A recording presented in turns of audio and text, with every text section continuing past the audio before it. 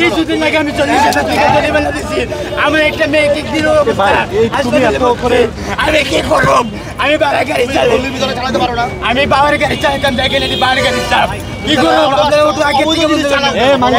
আমি মিন্টুটা আমার বিদ্যুৎ ধরে আনছে। আমি সকালে 11টা পরে গাড়ি বের করি। আরে রাস্তায় তুমি লয়ে আসো এটা কও, রাস্তা লয়ে আসো কেন?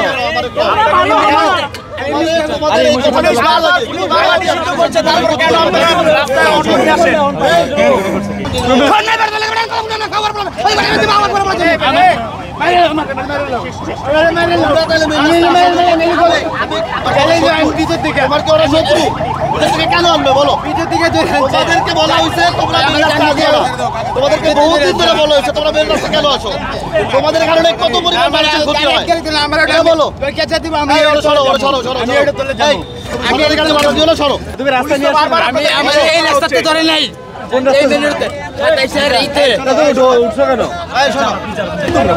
দেখতে পাচ্ছি যে অটোরিকশা ড্রাইভার নিজে কিন্তু এই চাকার উপরে বসে পড়েছে এবং কোনোভাবেই যেতে দিতে চাচ্ছে না, যে সিটি কর্পোরেশন নিয়ে যেতে চাচ্ছে গাড়িটি এবং এখনই ভেঙে মুচড়ে দেবে সেই ভয়তে কিন্তু দিচ্ছে না।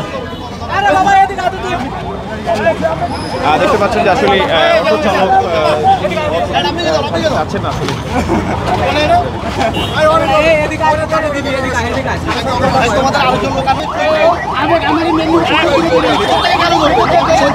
আপনাদের বেপরোয়া চালকের জন্য তো সাধারণ মানুষও ক্ষতিগ্রস্ত হচ্ছে।